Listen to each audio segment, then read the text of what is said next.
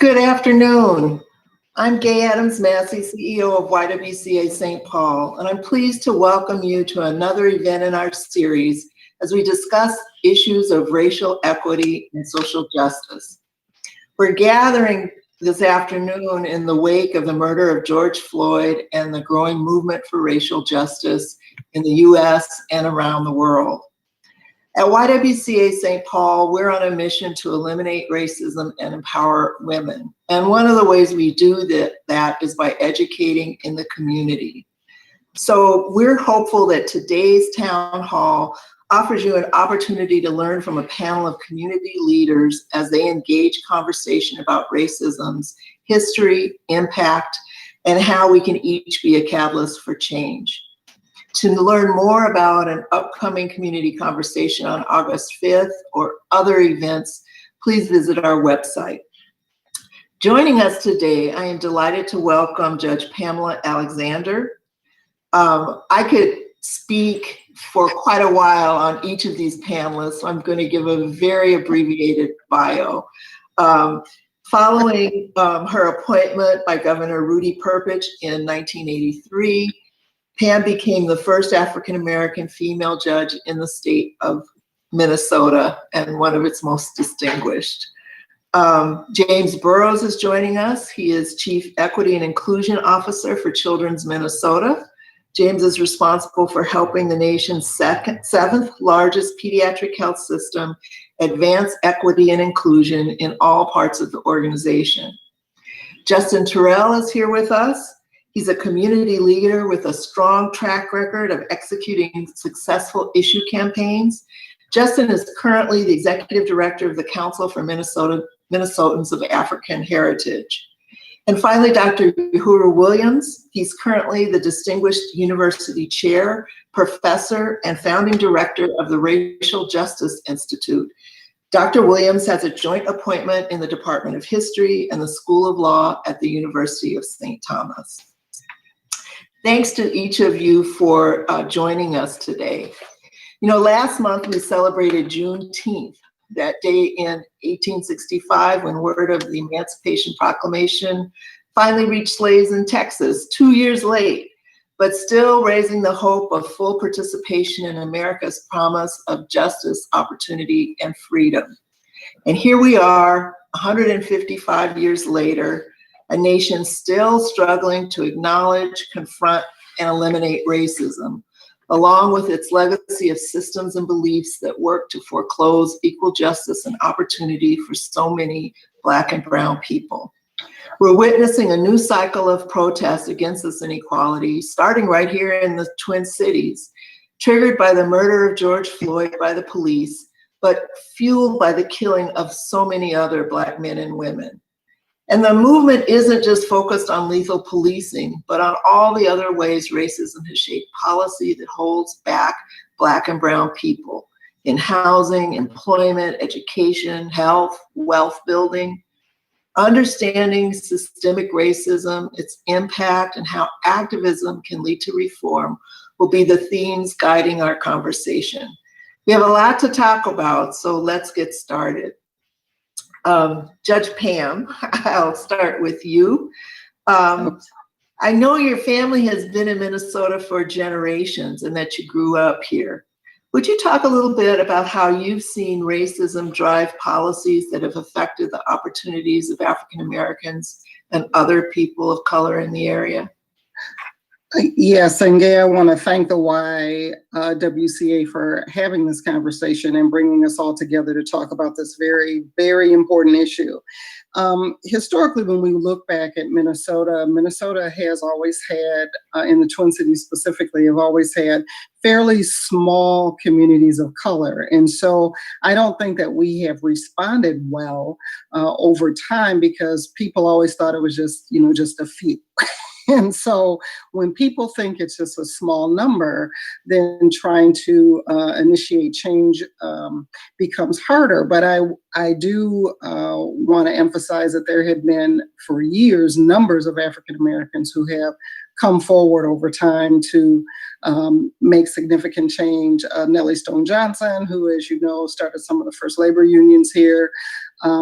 just many, many people, Josie Johnson, all the folks who have fought over time. But because the numbers here have always been relatively low, it was easy to put in place things like restrictive covenants. It was easy to redline. It was easier because there weren't that many people to move around. And so you were able to say, okay, you can only live in this part of the city. And as soon as you restrict housing, you also restrict education. So where you can go to school, how you can go to school, who you can go to school with. All of that was, and these were policies that were started. My family came here in 1901. And so as those policies had already started, there was also, what a lot of people don't understand, there was a lot of anti-Semitism here too. So there was backlash against African Americans, against Native Americans. We also had a number of Mexican Americans who came here as migrant workers who have been here for years. And so, and everybody's kind of saying, oh no, they just got here. No, they didn't. They've been here for many, many, many, many years, and have always had to fight issues surrounding their language and their communities. And so, but we were all pushed into particular areas where you had to live. And they put in specific laws to say that you had to stay there. So with restrictive covenants, with really kind of overt redlining, you were not able really to move out of certain sections of the city here. And then on top of that, then they decided to put the freeways through all of the communities of color here, which did displace a number of our very vibrant communities. Because even though we were put in particular places, we thrived. And a lot of people don't know how well these communities were thriving here. And they were thriving pretty well on their own in building community and becoming stronger and challenging more and more. So the Rondo area in St. Paul, which was where my father grew up, was thriving and doing quite well until they decided, well, we're going to run the freeway right through that. So 94 ran through that. 35W actually was supposed to go down Lindale Avenue, which was the original plan. They moved that over so that it went through the Black community on the south side and the Native American community over there. So these policies were picked to particularly displace communities of color here. And so it did have impact for quite some time. The other thing, before I let you get on to the other panelists, so other thing that I do want to touch on is when we had the riots here in '67, and I was 16 at the time and do remember it well. Before all of the white flight out of the city at that time, there was we elected a mayor, and one of the first Black people who ran for mayor was Harry Davis Jr. I worked on his campaign when I was in high school, and he lost to Stenvig, who at that time was the chief of police. And policing became very interesting in Minnesota after that election, and there was a lot of backlash and a lot of more of kind of the occupation mentality around communities of color was exceedingly heightened then. I remember just the change, especially when people started to move out of the city and the police presence started to become quite high in the neighborhood that I lived in, as well as neighborhoods on the north side.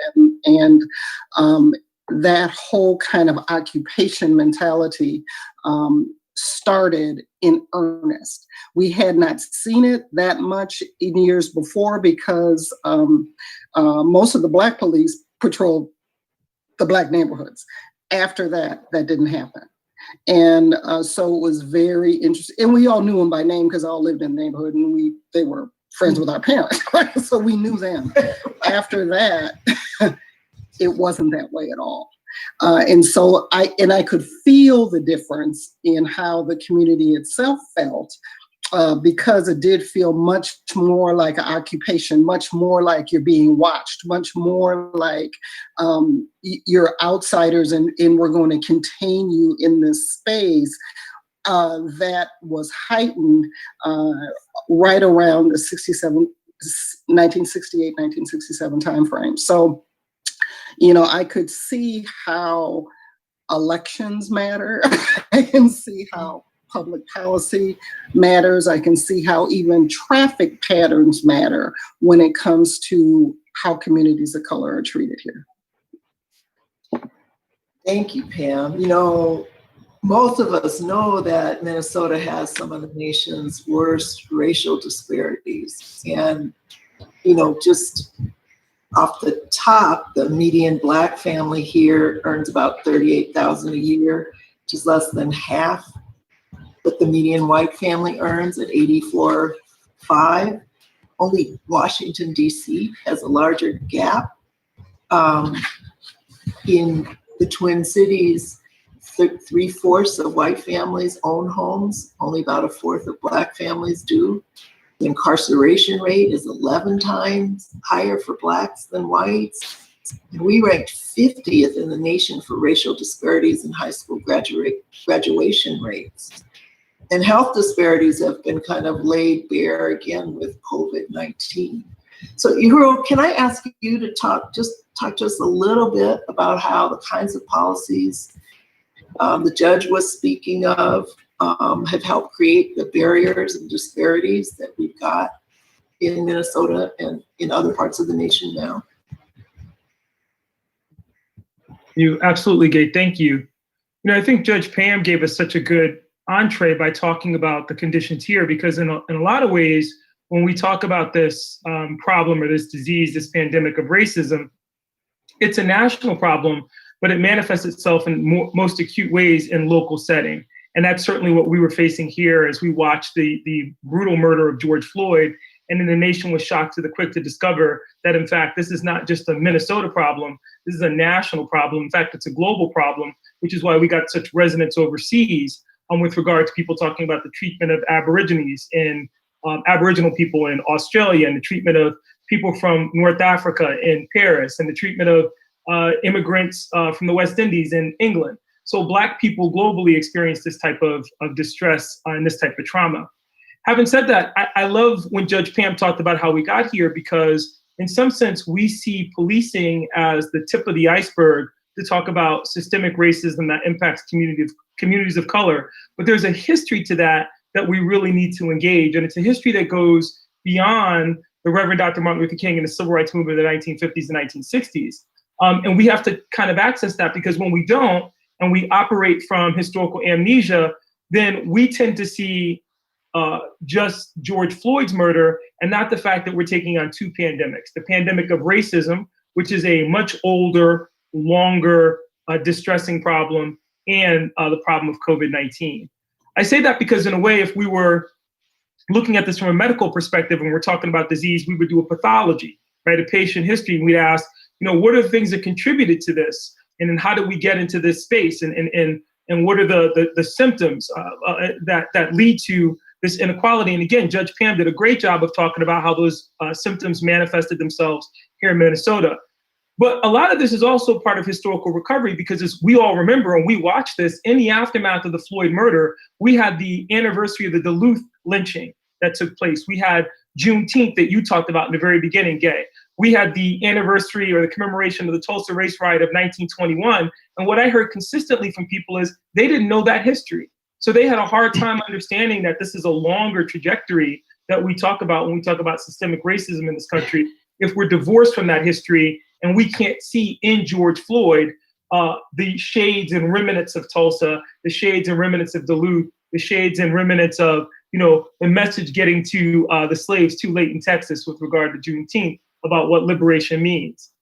Having said that, then it's not surprising that we get commentary from politicians who don't appreciate the depth of the issue in that regard. And so they can't comprehend and make decisions and policies or support policies that at the end of the day ultimately reinforce that inequality. So when you have the president of the United States respond to urban unrest by saying when the looting starts, the shooting starts, clearly that's somebody who is disconnected and not historically conscious about how all these things are connected. In that sense, when Judge Pam talked about living here in Minnesota and the police occupying space, James Baldwin talked about that in 1964. Similarly, Baldwin wrote, "The only way to police a ghetto is to be oppressive. None of Commissioner Kennedy's policemen, even with the best will in the world, have any way of understanding the lives led by the people they swagger about in twos of threes controlling. Their very presence is an insult. And it would be even if they spent their entire day feeding gumdrops to children." He wrote that in 64. Here's a cartoon from Daryl Cagle from 2014 in the aftermath of Ferguson. And Cagle is making exactly the same point that Baldwin was making, that Judge Pam is making, because ultimately this has been the experience of people of color with regard to policing in this country. And so when we talk about defund the police, part of what we're responding to is that phenomena.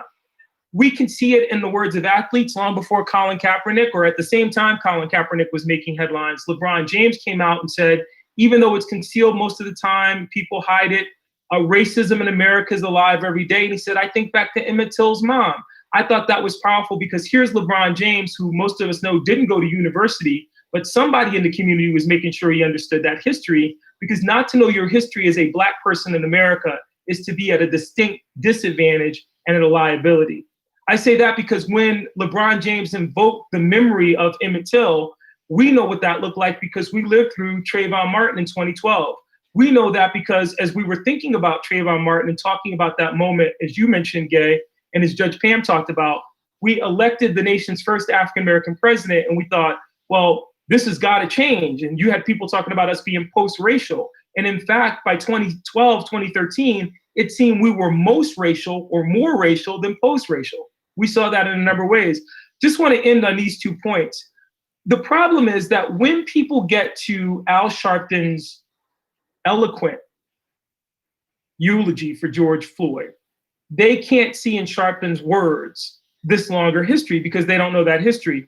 I want to go back to Frederick Douglass very quickly from 1865. He's invited by the Massachusetts Anti-Slavery Society to give a meditation on what Black people want in the aftermath of freedom. And Douglass says, what shall we do with the Negro? I've had one answer from the beginning: do nothing with us.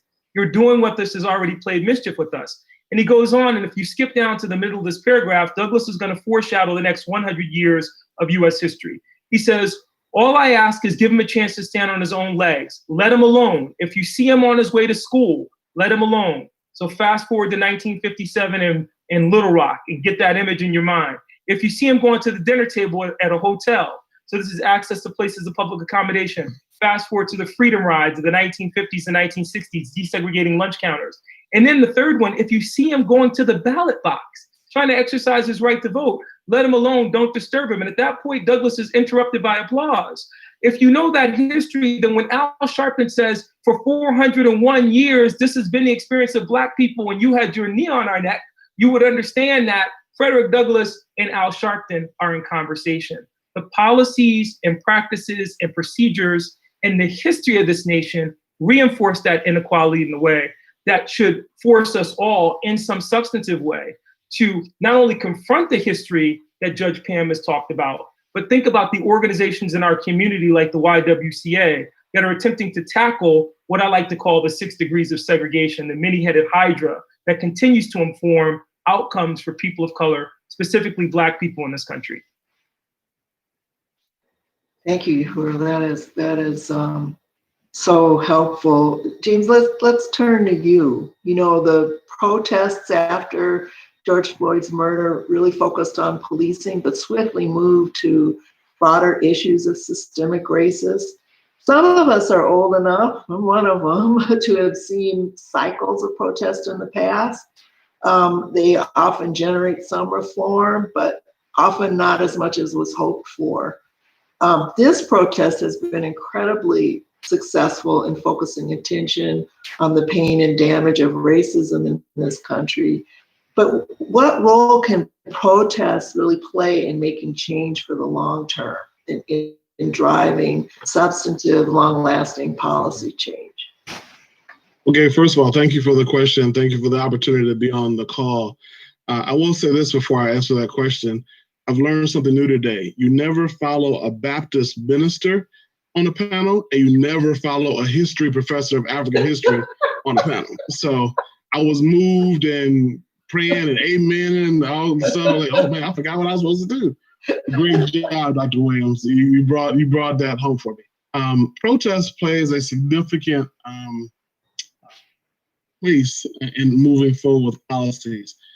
I was born in 1967 in the midst of the Detroit riots. Born in October, the riots happened in July, and my mom and dad had to endure the police brutality that caused those riots and the protests that led to white flight in Detroit and led to a lot of significant change. Some of it was negative as far as a lot of white people left the city, but a lot was positive because they began to elect their first Black mayor, Mayor Coleman Young, in the 70s in Detroit. You had the Black Bottom that turned into one of the biggest Black business districts in the country in Detroit. You have the auto industry being led and run by not just white owners of the companies, but leadership in Black America. And at one time, all Black professionals in higher level positions, a lot of them percentage-wise, were in Detroit. So it led to us saying, okay, this is important for us, and we're building our community. And that came through protests in the 60s. Flash forward to when Philando Castile was murdered in Falcon Heights, Minnesota. There were many protests in Minnesota. They were on the freeway in front of the governor's office, and I had the benefit of being in the governor's office at the time as the chief inclusion officer 2 months into my job.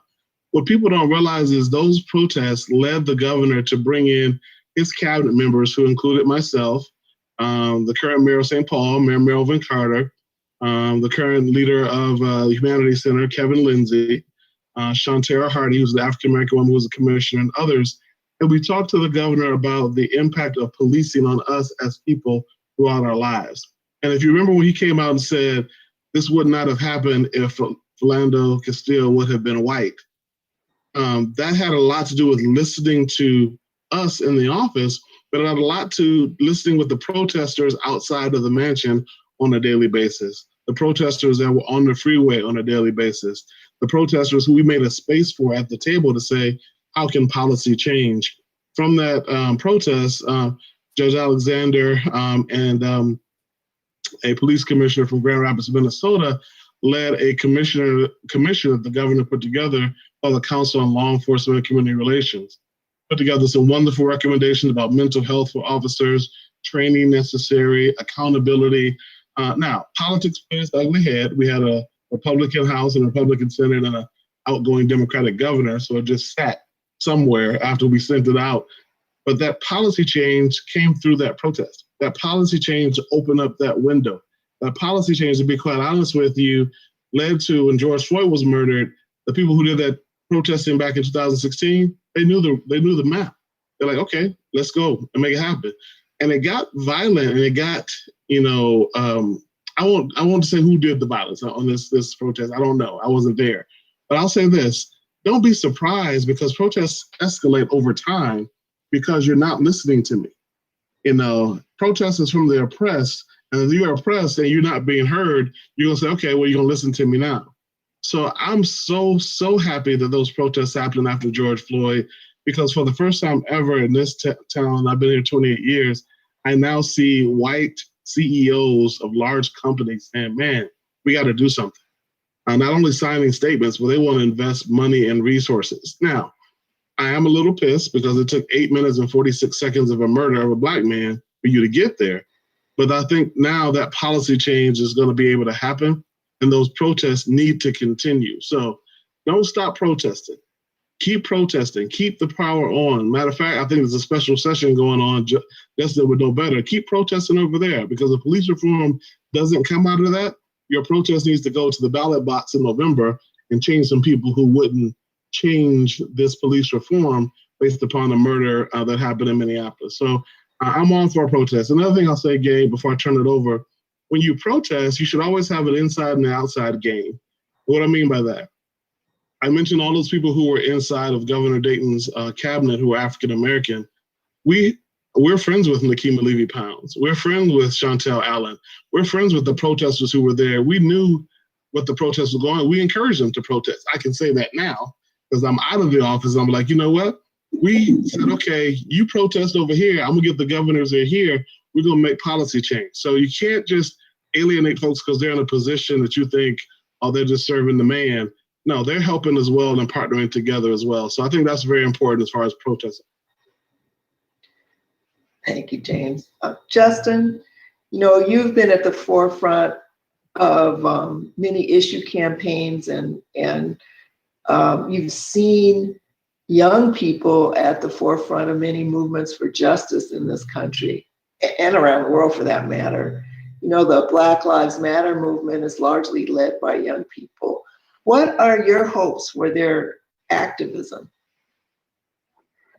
Well, first of all, thank you for having me. It's humbling to be on this panel. I don't take my position lightly, but Judge Alexander, Dr. Williams, and James Burroughs, you got some heavyweights here, and it's a blessing. I actually texted my wife. I was like, "Can you bring my journal? I need to take some notes." Right, so I'm very excited about this conversation, and I threw in the chat that this is actually a healing conversation for me, because I have a front row seat, as James knows, to seeing how difficult it can be to try to move change for our people at the Capitol. So I just want to say thank you for getting me away from that theater long enough to be with my people and fellowship and talk about the issues of the day. And so thank you for this opportunity.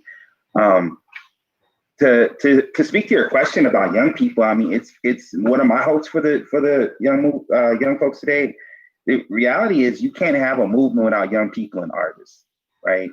And what you're seeing right now in the city of Minneapolis is and St. Paul and in some places around the state, and the country, is that young people and artists are showing up, and that's why we're making some progress, right? Not progress in the sense that we're solving all of our issues, but things are moving because young people are showing up. It's their job to vision the future that we frankly can't imagine because we've been through the fire enough times. And so I really appreciate the energy that young people and artists are bringing to the table. I think to talk a little bit about Black Lives Matter and the Defund the Police campaign and Black Visions Collective and what they've brought to the table is very much, in my opinion, in the tradition of a Stokely Carmichael, and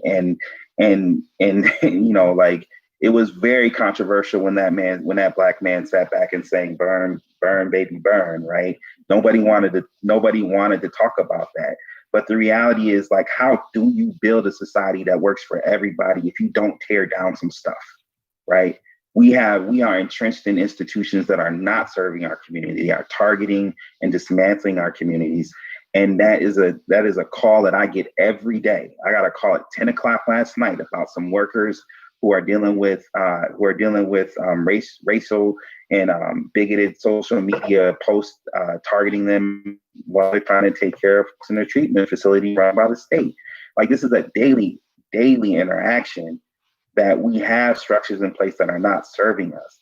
And it's our young folks who put us in a difficult position, kind of like my son does every now and then. He's 5 years old and he'll ask me a question that I don't really want to answer.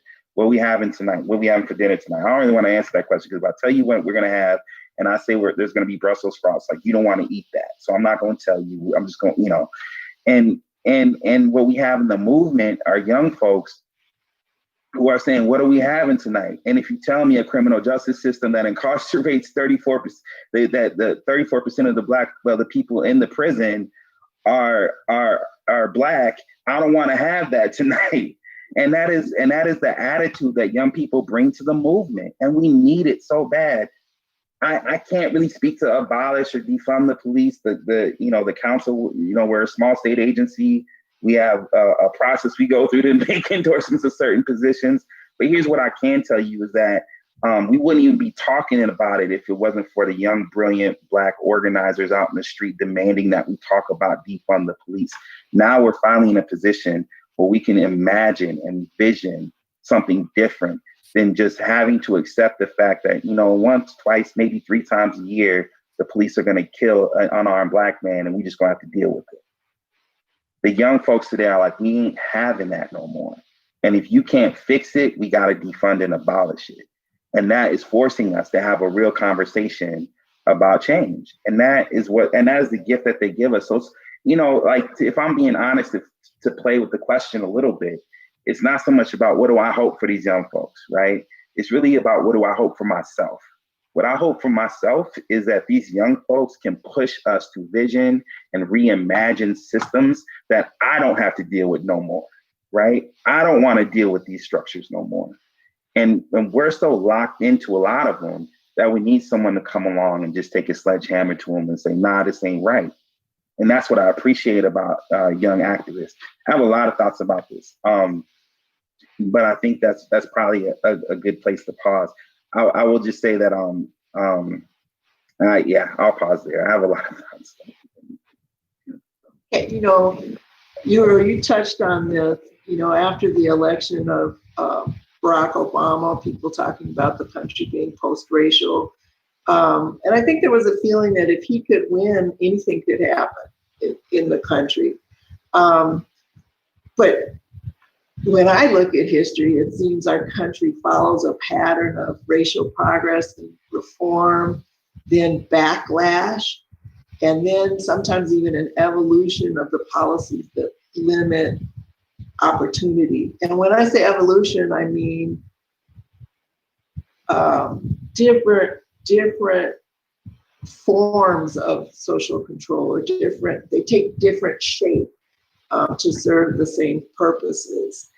But this moment we're in right now seems to be a time where we're in a period of backlash and movement for reform at the same time.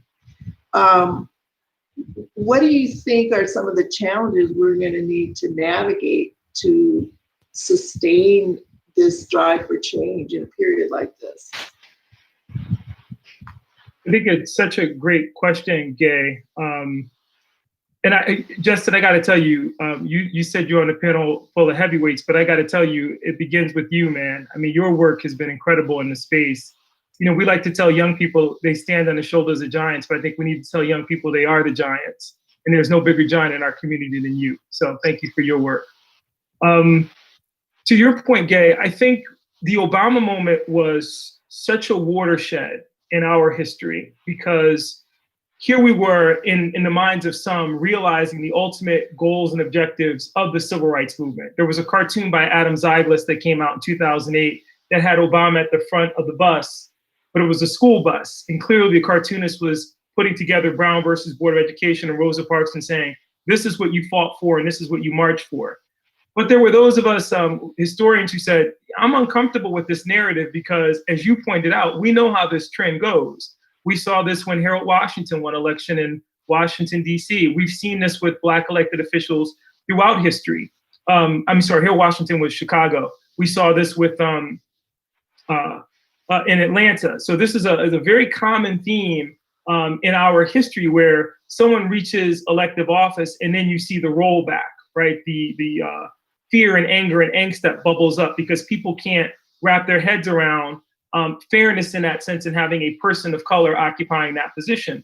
So what we saw in the aftermath of Obama's election was, pretty rapidly, and this was very destabilizing, I think, to all of us, Occupy Wall Street, the beginning after Trayvon Martin of the Black Lives Matter movement. So the irony is you have your nation's first African-American president, and then you have a movement that has to distill a 202-page Ferguson report down to one line. So if you didn't want to read the 202 pages that Eric Holder and his colleagues put together, which was brilliantly written, by the way, Black Lives Matter said, let us simplify this for you. Hashtag Black Lives Matter. Stop policing, criminalizing public space, criminalizing Black and brown bodies. Stop perpetuating practices and policies that undermine our ability to live and to feel like we're equal members of society. On the aftermath of that, right that summer when George Zimmerman was acquitted for the murder, found not guilty, for the murder of Trayvon Martin, we had the Supreme Court's decision in Shelby County versus Holder, eliminating those sections of the Voting Rights Act of 1965, which we've been dependent on since 1965 to put teeth into the 15th Amendment to the Constitution, which, by the way, and I like to tell people, doesn't guarantee anyone the right to vote. It simply says voting shall not be abridged based on race, color, or previous condition of servitude. It says nothing about felony disfranchisement. It said nothing about gender, which is why we needed a 19th Amendment. It says nothing about voter suppression, nothing about, that's why we needed pre-clearance and all those provisions that were in the Voting Rights Act of, that were in the Voting Rights Act of 1965, those two sections that the Supreme Court gutted. So to your point, Gaye, now, as I think about galvanizing for this moment and thinking beyond this moment, I think Justin said it very well. It is thinking around the strategic mission of organizations like the Y that say, this has got to be a two-pronged attack. We can't just focus on police brutality because, as Judge Pam said, the tip of the iceberg. It's got to go in and look at how that reinforces a economic system, a political system that was designed from the very beginning to ensure unfair schools, to police neighborhoods, to reinforce white supremacy, to reinforce anti-Black racism. And at the end of the day, I love what you said, James, in terms of us having a two-pronged attack, an inside and an outside game, because, you know, we like to tell young people to go forth and set the world on fire. But to Justin's point, you better tell them what to burn if you do that, right? Because if you wind up in a situation where you're just burning everything down, then that means your inside game is not informing your outside game to the degree necessary to make sure that you've got something you can rebuild, a footing that you can rebuild on. Where I find the most hope actually is in this idea that we have reached the nadir, and this is our third nadir in American history. One was after the Civil War Reconstruction, where Rayford Logan called the betrayal of the Negro, end quote, using that terminology. The second nadir, I would argue, came just before the Civil Rights Movement, and I think this is the third one. I'm hopeful because in the aftermath of each one of those periods, we saw tremendous growth. But we also know in the way that Booker T. Washington talked about it, and if you don't like Booker, Angela Davis has resurrected it, that freedom is a constant struggle. And our road, our job is to make sure that we keep the pressure on and that we understand that we can never assume that there's not going to be the rollback that you talked about. Miss Nina Simone talked about it, Mr. Backlash, right? So we always have to be in the mindset, and again, Justin, I'm gonna give you credit, artists and activists. So Nina Simone sang our movement beautifully. And when Nina talked about Mr. Backlash, which he was reminding us of, is the fact that, as you said, Gaye, these tentacles of inequality always find a way to reinvent and reassert themselves. They are like a virus. So we always have to be thinking about what the next vaccine is. Judge Pam, I wanted to just ask you about what you think it's going to take to get to police reform, how we make that a reality in Minnesota. You know, I think the blueprints are already there. They're there for people to pick them up and to just implement them. We did tremendous work when I was on the task force with James under Governor Dayton. Barack Obama did it in his 21st Century Policing Report. All of it is there. Now, people know how to do it. It's the will to do it now. So right now it is, do we have people in public and political positions that are willing to make the changes that we want? So we really do need to make some changes in November.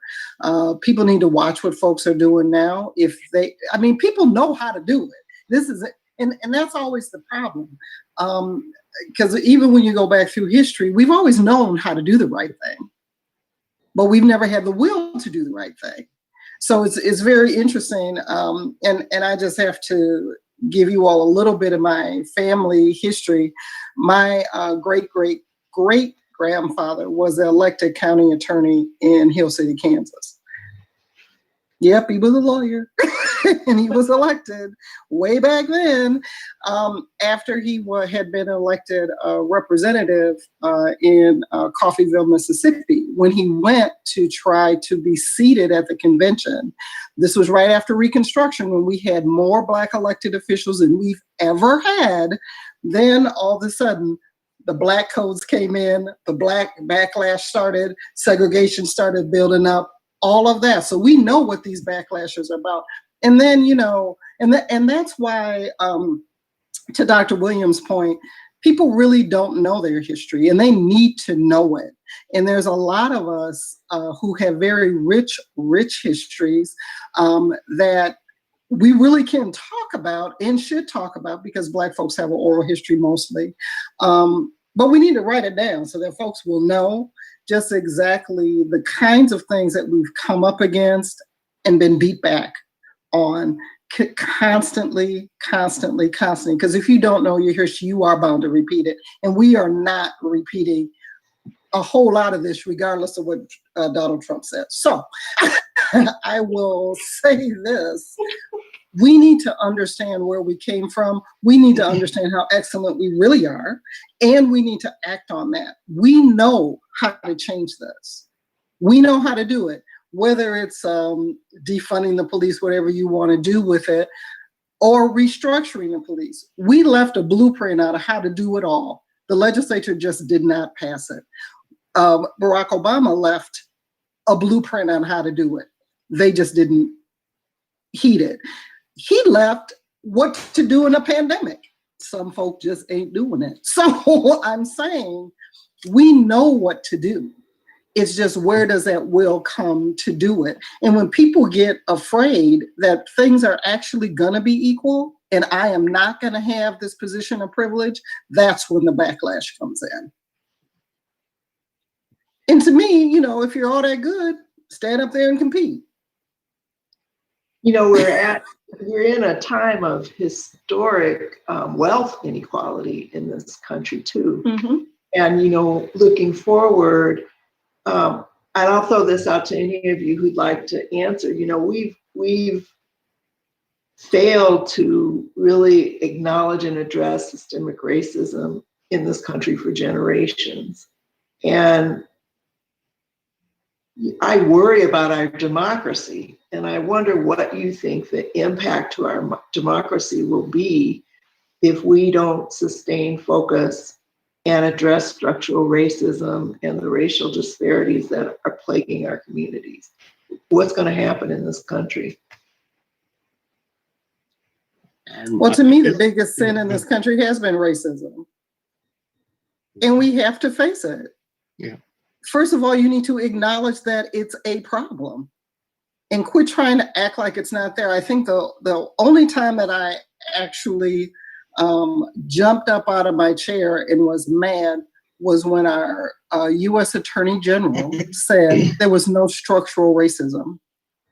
And I said, I don't know how anybody who went to law school would ever say that. Mm-hmm. You can't say that, because if you actually read the books, and I assumed he did because he graduated from an accredited law school, you would know that we had structural racism because we had the Black codes, we had segregation, we had slavery, we had all of it, and it all had to be overcome in law. That's how it was done. And, when I tell my students sometime, the Constitution really was a white supremacist document and we had to make it better. Mm-hmm. They do act a little shocked occasionally, but I said, well, anytime you write into a document that a group of people are 3/5 human beings and another group are savages, there's a problem with that document. And so it had to be improved upon moving forward. And luckily we were able to do that through amendments to this Constitution, but it doesn't necessarily make it a wonderful document, but it is a working document that we can probably work with if people are willing to say that those principles apply to everyone. And so, that did get me up off my seat. I almost wrote a letter to the editor that day because I was quite upset about that, because I said, no one with a real legal education that took constitutional law should ever say that. That's incredible to me, that any intellectual individual would say that. And we've been miseducating this country from day one, and that needs to stop. Okay, can I jump in on this real quick? Because I'm feeling comfortable. Please. Thank you. The biggest threat to our, and this is not to spawn any conspiracy theorists or to say that I'm like an anti-capitalist or anything, but the biggest threat to democracy, in my opinion, is capitalism. Not in the sense that like you spending money and whatnot, but capitalism is a system that maximizes profits and externalizes costs. And in the market, you can make an argument for that. But the capitalism's favorite tool to do that is racism. And that is what our country like actually was founded on. It was the idea that we're going to maximize costs, free labor costs, right? And maximize profit, and then we'll externalize the cost of labor. That is the basic understanding of how this country started making money. Wall Street was a slave trading auction block. And we don't talk about that history enough. We don't talk about the values of what it means when you are constantly trying to just maximize resources for the elite and externalizing costs on the rest of us. And the reality is that when you look at the systems that are serving us, the correction system, health department, we don't have healthcare, we have health insurance, right? That is not, those two things actually don't equate. And racism and sexism and misogyny are all tools that are used to protect the profits of some and maximize and externalize the cost onto the rest of us. And I think that is the biggest threat to democracy, because that in itself is at odds with the values of democracy. And if you are going to really address, and if you think about every fight that we're in, at the end of the day, what are we trying to prove? The value of human life. It all comes back to that. And that is, in my opinion, that is the revolution that we need to have. So a revolution is a cycle. And if you read like Pedagogy of the Oppressed or whatnot, we talk about the idea that those who are at the top of the cycle, right, are also bound to the same system. Those who are at the bottom of the cycle, if a revolution, the idea is that the oppressed become the oppressor, like I'm not with that. But what we do, the revolution that I am with, is the idea that our current values that are governing our society right now are values that are about profit. And the values about people are being oppressed. And we need to reverse that. I'm not saying you got to get rid of profit. But what I am saying is that at the end of the day, what some businesses, and James could talk about this, the triple bottom line, if you will, the triple bottom line being at the end of the day, are you doing good to your society as a business? Are you providing a common good? And we need to really start leaning into that, because without that, what you have is politicians, frankly, who are really good at campaigning, but are not governing. Like my son starts kindergarten in a few weeks, and we don't have a plan to open schools or to close schools or to do home distance. I have no idea what to tell what to do to prepare my son for his first day of school. And that is because we can't decide if it's more important to get the economy rolling, or is it more important to protect people and value lives? And I think that is, to me, like, regardless if it's Fox News, CNN, or anything in between, like I'm stuck in the middle thinking like, we actually haven't decided which is more important, our economy or our people. And that to me is the biggest threat to democracy. Mm-hmm, mm-hmm. Well, we've talked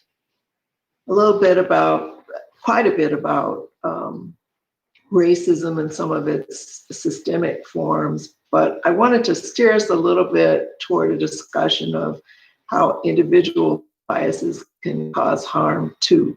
On the same day that George Floyd, his murder was captured on video, a video also circulated of a young white woman calling the police on a Black man who asked her to follow the rules and leash her dogs in a bird sanctuary. I don't know if you all saw that, but it really hit a nerve with a lot of viewers. And so I just wanted, if you did see it, I wanted to ask you, maybe James, we'll start with you. What did that video say to you? Well, the video of Amy Cooper, I want to give her shout out because she deserves it. Was the woman who decided to call the police in this distressed voice on this Black man who was innocently bird watching, and she lost her job accordingly, which she should have. What did it do to me? To be quite honest, Gaye and the rest of you, it just reinforced what I already know, that if a white woman, a damsel in distress, calls the police on a Black man, you had better be prayerful about what happens next. Because that story, that image has been portrayed for so long that we are these mean-spirited, sexually driven predators, and that we have no couth about ourselves, and therefore, whatever that white person says about you must be true. So it saddened me tremendously to hear that and see that. What gave me hope was that people said, okay, we're about to, I guess they call it dragging on Twitter, her, and make sure that her employer knows, her friends know, that everybody knows that this kind of behavior is not going to be tolerated. And it's something that we can't continue to do. The other thing it let me know too is that it let other races know that, let me tell you something I learned or said today for the first time ever. I want to share with you. I don't believe in implicit bias anymore. I don't believe in unconscious bias. Those words I'm going to eliminate from my vocabulary. I'm going to talk about bias because bias exists. But when you talk about implicit bias, it gives people an escape hatch. They're like, okay, that was implicit bias what she did in the park. No, Amy said, this is a Black man. I know if I call the police are going to come and take him away. But nothing implicit about that, unconscious, accidental, nothing. The thing about it for me is when you talk about implicit bias, it's prejudice built up over time based upon things that you account as evidence, and then you start to act in a discriminatory manner. When you're given an excuse, and I've done the same thing, I taught implicit bias classes, you let people get an out, like, oh, you know what, I didn't know that about history. But now I'm telling you what happened in Tulsa in 1921. An entire economy was burned down because people hated Black people so much. They made up a story about a rape of a white woman, and they burned down the whole town and the whole economy. That wasn't implicit bias, that was racism. The fact that power is now vested in mostly majority white CEOs in our companies, out of the Fortune 500, 497 of them, 96, are white. That's not implicit bias. That's bias, discrimination, prejudice, segregation, racism. So I think for me, Gaye, the Amy Coopers of the world got put on notice that that's something that's not going to be tolerated. The Amy Coopers of the world need to know that you can't rely upon to say that that was bias. You have to rely upon to say that racism won't be tolerated again, and we need to change your behaviors going forward as well. So I'm glad that happened around the same time, because it wasn't just George Floyd being murdered. It's these things that happen every day to our Black men and our Black women and our people of color in society. I want to pick up on you. I'm sorry, you first, Judge Pam.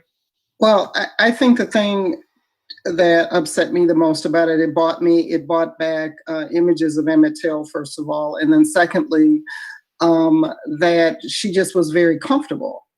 And I'll just call him and tell him, African-American man is doing this to me. And so therefore I can bring the force of the police down on you, and I can walk away scot-free, even though I'm lying through my teeth, because you really didn't do anything to me. And even beyond that, like, how dare you talk to me? And I'm like, well, wait a minute. We have a right as African-Americans to correct you if you're wrong. We have a right to say, hey, you're supposed to have your dog on a leash like everybody else. Everybody can enjoy this this isn't just me here. And then she said, oh, no, I'm not really racist. Well, yeah, but you are. And the problem is had a white guy asked her that, she would not have reacted that way. She would have put that dog on a leash and walked right on out of there. But because this Black man asked her, and actually fairly nicely, because I thought, what a nice young man. And I thought to myself, she just reacted to Black. She didn't react to anything she didn't see this guy as a human being at all. And that's what bothered me most about it, because that could have been my son, that could have been my husband, that could have been my nephew, that could have been anybody in my family. And I don't know how the police would have reacted, could have came in here and he could have been the next statistic in the next big story we might have been talking about on the news. So, but she was very comfortable in her power. And that's what upset me more than anything else. She was quite comfortable, like, I don't know, and then that little act she put on, I was like, oh, come on now. Are you serious?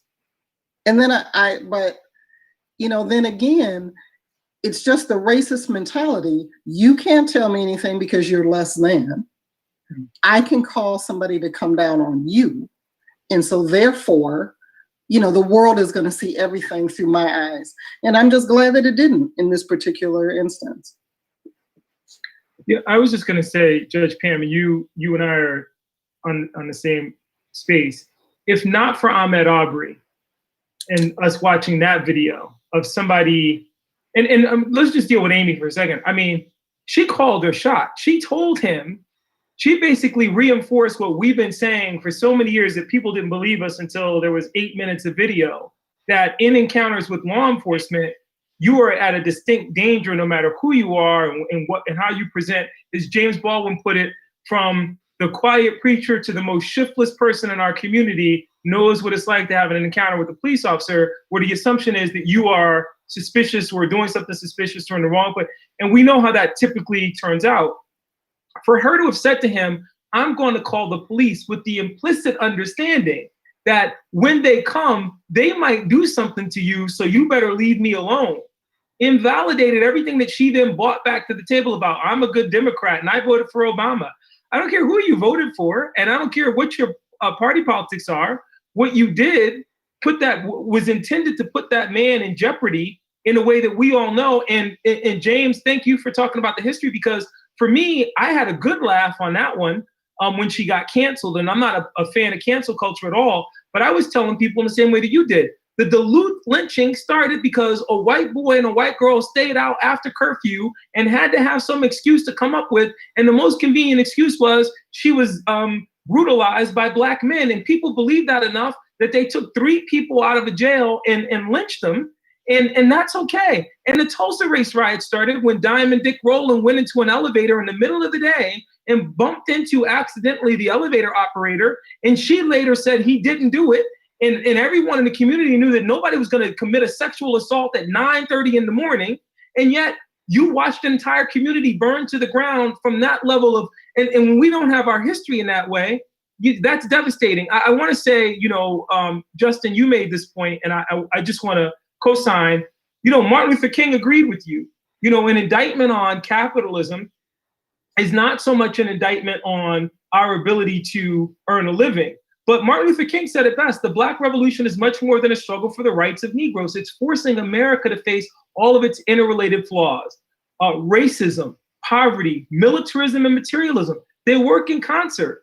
So if they didn't work in concert, and we were thinking about how to make sure everybody had a decent place to live, which is the mantra of the YWCA, we'd be in a good place. But because we're worried about me having a better place to live than you, and therein lies the problem, and you were right there. I think also, and I got to quote you here, brother, you done now made the slides. Part of the idea, if you can't fix it, then defund or abolish it. This is Flint, Michigan. When you have criminal justice policies that are targeted at communities of color, specifically in ways, the punishment for wearing your pants in a sag is 93 days to a year in jail and a $500 fine. For communities that can't pay that fine, that's a death sentence. And then you're going to disfranchise me and tell me I can't have a role in making the laws or electing the people who could change the law. And that in and of itself is criminal. When we look at it that way, when I look at a cartoon like this about Black Lives Matter, I put it in that broader Amy context and that systemic racist context. I texted in a movie theater and that bothered you, and that gives me the right to put you on blast, which might cost you your life. I looked threatening and intimidating because I was walking down the street in a mask because I suffer from respiratory disorder, and you saw that as threatening despite the fact that there were no reports.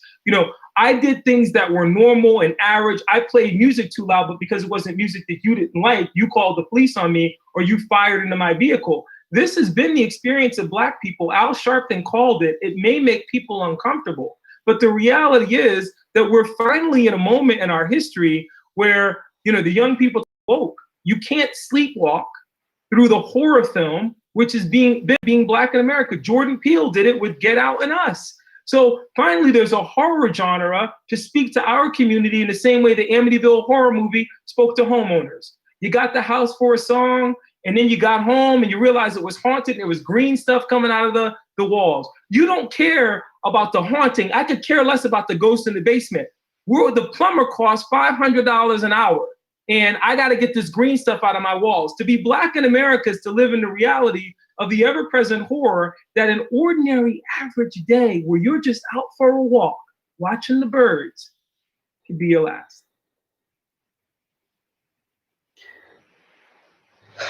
So I want to follow up a little bit on this is such a rich conversation. Thank you to all of you. James, you were talking about kind of giving up on the concept of unconscious bias. I want to follow up on that a little bit. You know, I've read folks who've argued that growing up in this country, it's very difficult not to have racist ideas and views kind of embedded in how you think. Just because you consume media, you grew up here, you got that one way or another, intentionally or not, and it's part of how you think. So I wonder how that, you know, one of the things that Black activists and intellectuals from Malcolm X to Toni Morrison have argued is that white people bear primary responsibility for rooting out racism. It's not, you know, Black people lead these protest movements, but they can't get rid of racism. We need help from our concerned white brothers and sisters. And the movement now, this moment seems to present the potential for a broad white anti-racism movement. Do you agree that that's something that could be possible now? And this is for all of you. What would you suggest to white folks who want to do this work but are unsure where to start?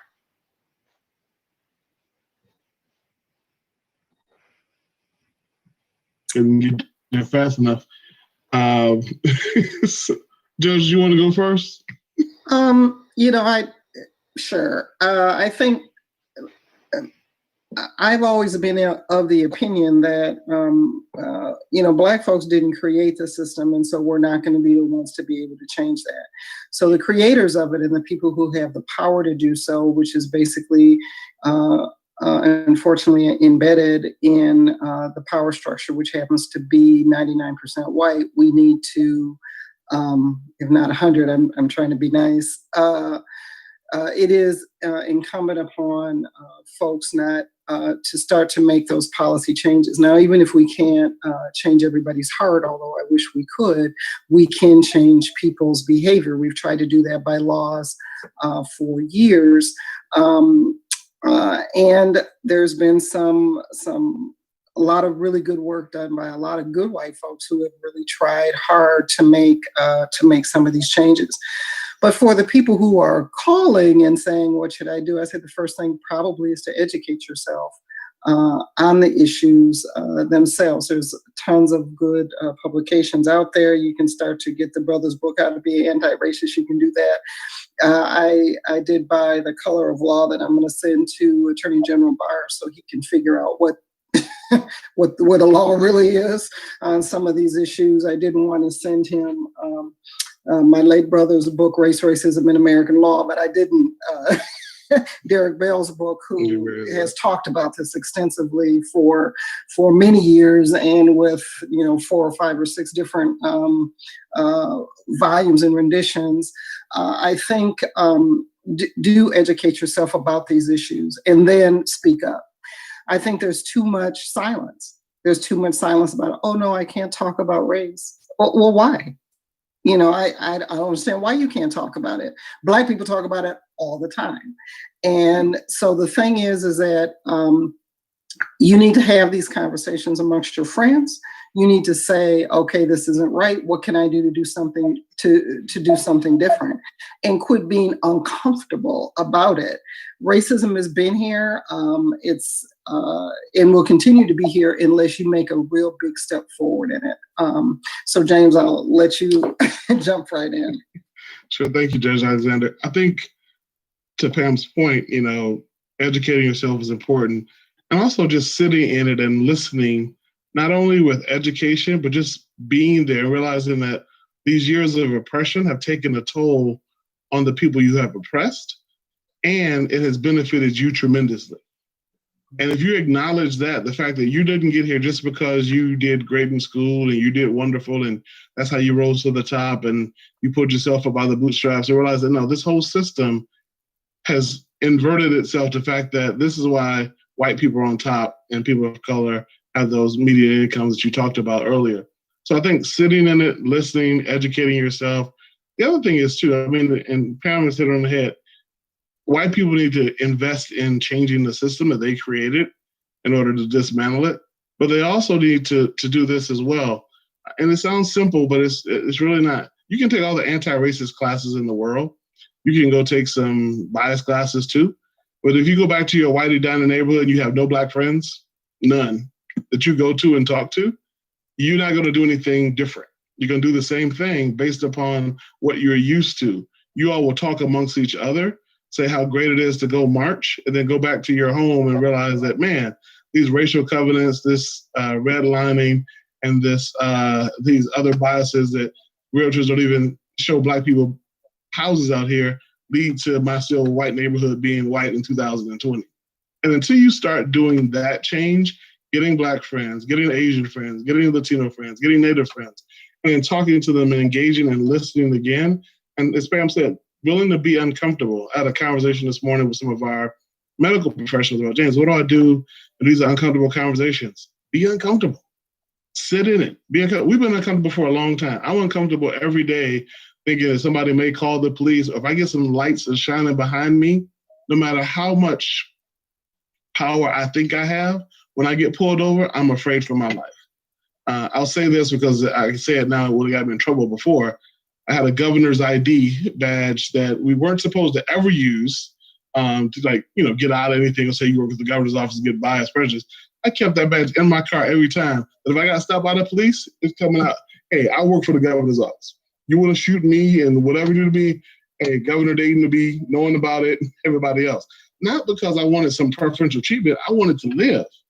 And sometimes white people, not all of them, think like, oh, you must be a good black man because you work in the governor's office. Oh, you must be a good black man, you work at Children's. You treat us the same way. You're biased and discriminating against us the same way. That adds up over time. I think for me, Gaye, to answer your question, educate themselves, sit in it, get some friends that are outside that circle. And then once you start to act, don't make it a $5,000 or even $5 million donation. Make it a systematic investment in, we're going to put $300 million in Black-owned businesses for the next 30 years. Make that effort. And all these companies that have signed on to these statements, they have it. The money's there. Capitalism has worked well for them. Do that, and then we can change the system. Don't give me a grant. Give me an opportunity to build a business and then pass that business on to my son, well, I don't have a son, my daughter, and other people's son as well to build that going forward. I think it'll be important. I think you also have to, no, you first, Justin. I'll be real quick.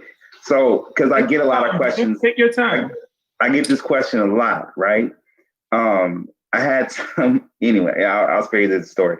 But my response, and it's taken me a while to get here, is examine your receipts. Like nothing you got doesn't have a paper trail behind it. So we passed the bill last year. Senator Hayden passed the bill around mapping prejudice, be able to examine the racial covenants in your home. Like I have one in my home. Potentially, I'm from just like back of the hand math. I think I'm the first Black man to own this home ever. Examine your receipts. There is nothing here by accident. This nation was built on stolen land with stolen labor, and the only way to maintain it is to keep those same groups oppressed and divided. There is a trail, a long trail of evidence, and it needs to be litigated. We need to examine it, do the analysis. I want to know, how much money did you spend on that highway that went through Rondo? And then how much money did you spend on incorporating the city of Roseville 2 years later? I want to know, if you got a city and I got Oatmeal Hill got demolished, I want to know how much did the state spend on that, and how much do people profit off of that? And then I want my damn reparations, because my people deserve not just a check, but a lens that we look through to do the analysis. The fact that home ownership in the Black community is 22% is not an accident. There is a paper trail that created that problem. So I'm going to be clear, I'm talking to white folks. Examine your receipts, not my receipts. Don't check my credit. Y'all got bad credit on these issues. And you need to examine what bills you haven't paid yet. Like Martin Luther King said when at the March on Washington, he was very explicit. It was a march for jobs, that the promises, the investments that this country is propped up for its people have never been delivered to us. And we've come to get our check, but we need more than a check now. We need that $300 billion investment in Black businesses. I stutter because it is astonishing to me that this morning I had a conversation with Gary Cunningham. And I looked at the report that they put out in 2019. And it will take 242 years before COVID, 242 years for the Black community to catch up to the white community economically. Examine your receipts. How did you get all that wealth? And who do you actually owe it to? And then let's make a plan to distribute that wealth to bring people up. Because if we don't, I don't know that our nation can continue on the path that it's on right now. So ain't nobody trying to tank the nation.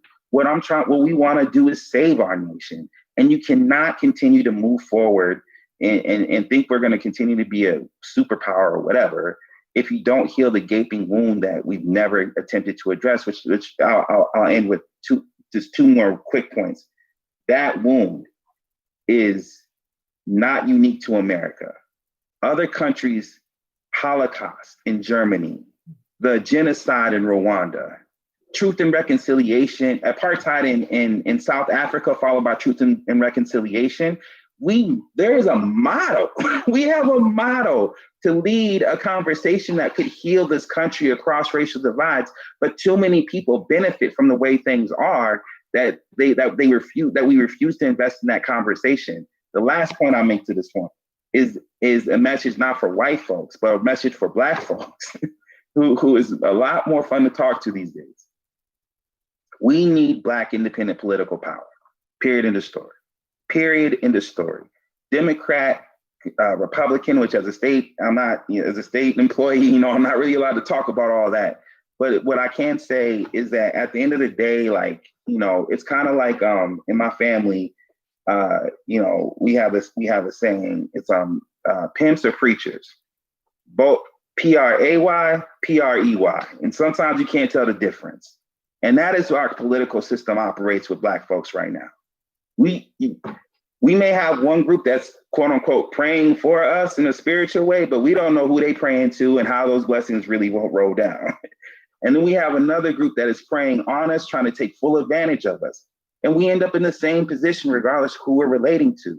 We have to build Black independent political power. Period, end of story. I will just exclamation mark this. The council, the one thing that I'm really proud about the work that we've done at the council, despite all the naysayers, some of the most hard-headed folks to work with in our community that people said we couldn't work with, we worked with them. And what did we get? We got community violence intervention budgeted into the governor's supplemental budget. This is pre-COVID, that money's gone, but we got it in there. We got steps on child protection reforms. 100% of the body voted for it because of the leadership of Representative Moran and Senator Champion. These are neighborhood ideas. These are not think tank ideas that come nationally. These are neighborhood ideas. And our neighborhoods, and my auntie who lives over right up the block from George Floyd, where George Floyd was murdered, that neighborhood has policy ideas. And we need to build independent Black political power in order to advance them. And that's the one thing I'll say I'm proud about. I mean, there's a lot that I'm proud of, but the one thing about the council that I think shines the brightest upon the feedback we got from community is creating a space to support Black policy ideas from the community. And we need that much, much bigger than what we've been able to build. I don't know how to follow that. I was going to say, Justin, I mean, yes. I think it's pulling everybody together. It's educate and act. So we can see George Floyd and people want to walk by this moment and hurry up to the end and see what the end looks like and how we get to the other side of reconciliation. But we have to go through that uncomfortability that James talked about, that Judge Pam talked about. At the same time, Justin, I like what you said, because when you ask for the receipts and you look at it across the spectrum of what I call the 6 degrees of segregation, where those receipts in terms of housing, in terms of schools, in terms of public accommodation, in terms of job opportunities, and then Jim Crow justice, and you add on to that unfair labor practices, and you literally are looking at that blueprint for, if you're talking about equity and not simply equality, this is how you're going to get everybody to the same starting line. But it's going to require that deep investment in, number one, educating and knowing that history, and then thinking about dismantling those things that continue to be obstructions to full equity, not just equality. Part of that too is being uncomfortable and looking at something like, I know James talked about, and also Judge Pam talked about their experience growing up during riots. You know, it's one thing to look at the cover of Life magazine in 1967 with 12-year-old Joe Bass Jr. shotgun for looting. But at least you have here, those are members of the National Guard. Today, that's 1967, that's Ferguson, Missouri. Those are the local police who are outfitted with the hardware of the failed war in Iraq and Afghanistan. We don't need that hardware on our streets. That's when people talk about defund the police. Before you come and you believe the ridiculous ads that are put out by politicians that are trying to say you're not going to be safe, how safe would you feel in Ferguson if that's how the local police showed up to get your cat out the tree? Because that's part and parcel of the problem here, is that this is what we put our money in those things, as you were saying, Justin. That's where we make the investment.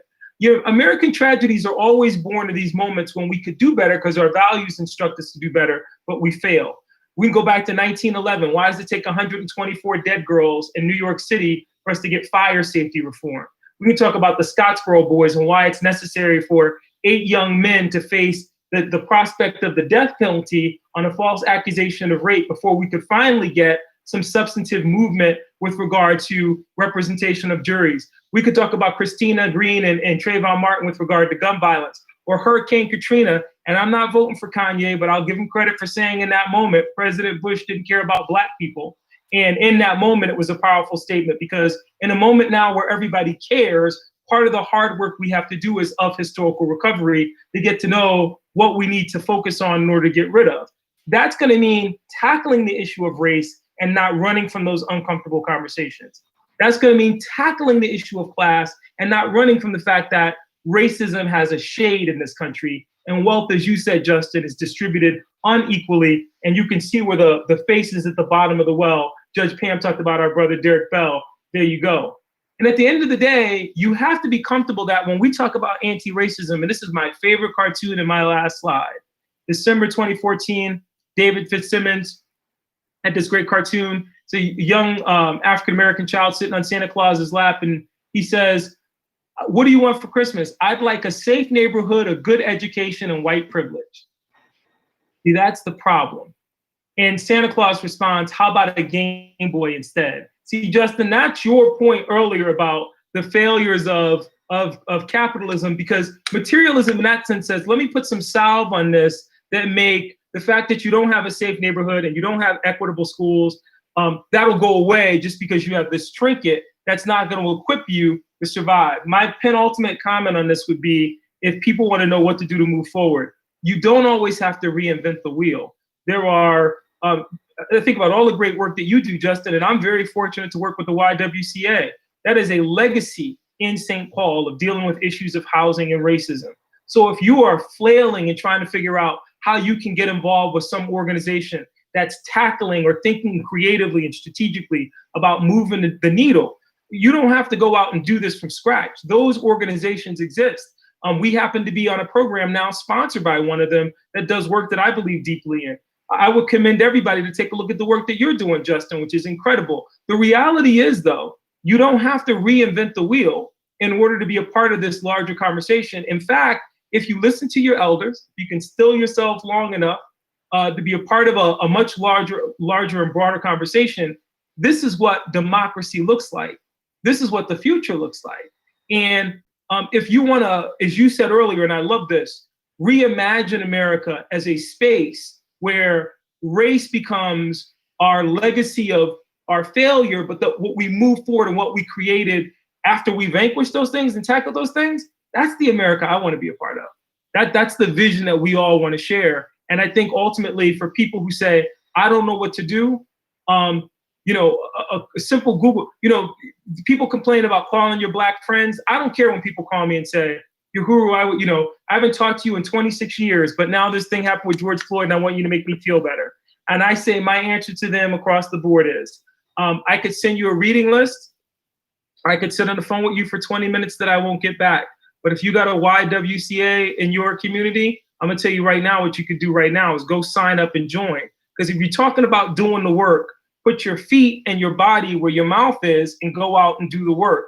The education piece that we're talking about, all that will come as you put yourself in those positions. I love James talked about getting Black friends. But if you're going to have a Black friend, you may have to go to the NAACP meeting in order to meet Black folks, because they won't be in the corporate spaces that you occupy, because job discrimination and educational discrimination and other barriers restrict those spaces. So you have to make the extra effort to go out. Just realize you don't have to reinvent the wheel to do so. This has been really, really great conversation. We have a question from one of the viewers of the conversation that I'd just like to share with you and see what your response is. The question is there a gain-loss aspect to dismantling racism? And I think by that is, is this a zero-sum game, so that if racism is eliminated, will people in positions of more privilege or access now suffer a loss because that racism is eliminated? Let me throw that out to any of you who'd like to respond to our viewer. I have to laugh at that question only because, so I'll answer it like this. So there are 500 Fortune 500 CEOs, 496 are white. Yes. If we have intersectional racism and 30 to 40 are now Black, Latino, and Asian, you lose some white spots, on boards, on corporate boards. If there are more Black people and people of color on boards, there'll be less white people. So I don't look at it as a zero-sum game. I look at it as a game now that everybody can play. Everybody can be involved and everybody will have an opportunity to have access to it. When I used to work at a law firm many years ago, I was 2 Black attorneys out of 220 associates. And I'm like, what's going on? This is 1994. I was like, we're smarter than that. So I went out and recruited a lot of them. They would come, they would do great work, but then they would leave because they were feeling not included, not valued, not treated fairly. So it's not a zero-sum game, but it's a game that you got to open up the doors and let everybody play and then get engaged. And then there'll be less white people in spaces and places than you saw before. And there'll be more Black and brown-owned businesses, opportunities, and employment. So I want to be honest with folks about it. It will look different. And there's nothing wrong with that. I think to be able to compete on a level playing field is really everything everybody wants to do. So you don't get the job just because your dad knows the CEO. You don't get advantage. Let's level the playing field. I don't know what the fear is about people losing something. No, just play fair. And that's really all we're asking. Just step out of the way and play fair. If somebody Black ends up being your boss, they should have been your boss. Because basically they were the ones who were the most qualified to do it. It becomes problematic because we have, in the example I'll give is right after they decided to desegregate the schools, what they did was fired all the Black teachers. That was the first thing. Not because those teachers were bad, but because they said, well, no, we're going to have all of those spots for white teachers. Well, they may not have been the best teachers. So compete to get the best, and you're going to get the best out of the society if you allow people to really compete on a level playing field. And so you don't just disadvantage, you don't go forward by disadvantaging and stepping on another group. And this country has consistently done that. So they have to recognize that they've done that and then understand, yeah, this country can be great, but it's going to have to be great getting the best and the brightest on every level, and taking away your advantage for that. And if you don't want to compete, prepare yourself to compete, because if you're the best, you win. But if you're not, you won't. And so, and don't think that you should get ahead just because of how you look and what color you are. And I think that has been the problem. Everybody wants to look at it as a loss. You should look at it as a gain, because you can gain a lot from folks that are different from you who may have a different perspective. And I think the society would be better off if they paid attention. I think you got to look at the data on this one. Minnesota, you have 6%, you got 80% white folks, 20% folks of color. And what you find is that communities of color are growing at 4 times the rate, and white folks, specifically folks in Greater Minnesota, they grow up in Greater Minnesota, they go to UMD or University Morris, and then they go to Chicago. they leave, and so you have these small towns that are struggling, and who's saving them?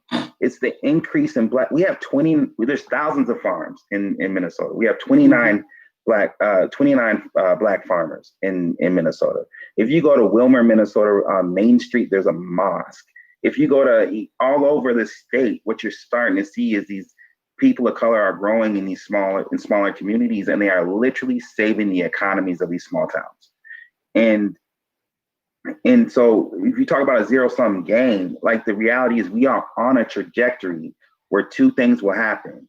Either we address the structural racism that we're dealing with today, and communities of color are able to take the reins of the country and keep us thriving into the future, or we clutch and hold on to dead ideas and kill our country because the folks of color won't be prepared to lead when it's our turn to lead. And arguably it's our turn now. And we need to we need to have a reckoning with that fact.